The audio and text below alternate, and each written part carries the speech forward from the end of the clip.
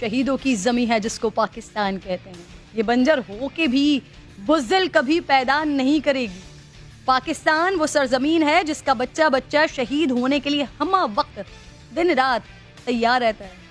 لیکن اس خطے میں ناظرین ایک باولا ہے جو ہمیشہ غلطی کر بیٹھتا ہے, للکار دیتا ہے اور پھر جنگ ستمبر یاد کر کے روتا رہتا ہے.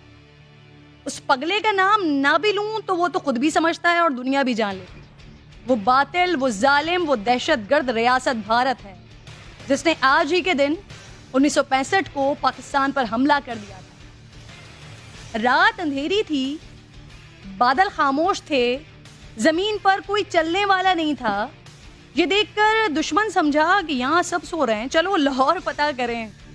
مگر وہ بھول گیا کہ یہ مجاہدوں کی سرزمین ہے جہاں آنکھیں بند بھی ہوں تو روح جاگتی رہتی ہے. پھر فلک نے وہ منظر دیکھا کہ جب بھارتی گولوں کے آگے پاکستانی افواج نے اپنے سینے پیش کیے. عظیم تر افواج کے مسلح سپاہیوں نے اپنے سے 4 گنا بڑے دشمن کو ناک کو چنے چبا دیے. دوسری جنگ عظیم کے بعد ٹینکس کی سب سے بڑی لڑائی سیالکوٹ میں چونڈا کے مقام پر لڑی گئی. پاک فوج نے دشمن کے 1 2 3 4 نہیں 45 ٹینکس تباہ کر دیے اور کئی ٹینک قبضے میں لے لیے. جنگ کا پانسا پلٹتا دیکھ کر بھارتی فوج حواس باختہ ہو گئے اور ٹینک چھوڑ کر فرار ہونے لگے. تو پاک فوج نے دشمن کے کئی علاقوں میں موجود چوکیوں پر قبضہ کر لیا. اسی لیے چونڈا کے مقام کو بھارتی ٹینکس کے لیے ٹینکس کا قبرستان کہا جاتا ہے. ویسے تو بھگوڑے بھارتی کہیں بھی آ جائیں, ہم چائے کے ساتھ قبرستان کی یا شمشان گھاٹ کی فیسلٹی پرووائڈ کر سکتے ہیں.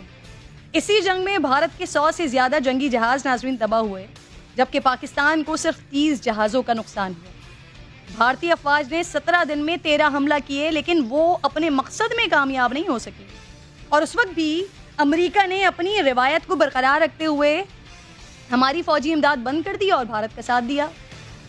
لیکن بقول اقبال, اللہ کو پامردی ہے مومن پہ بھروسہ, ابلیس کو یورپ کی مشینوں کا سہارا.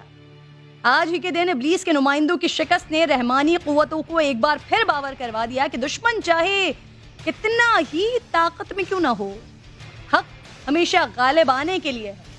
مجھے فخر ہے ناظرین اس قوم کا حصہ ہونے پر جس نے دشمن کو لاہور جم خانے میں ناشتے کے خواب سے 30 فینٹاسٹک کا دن دکھایا.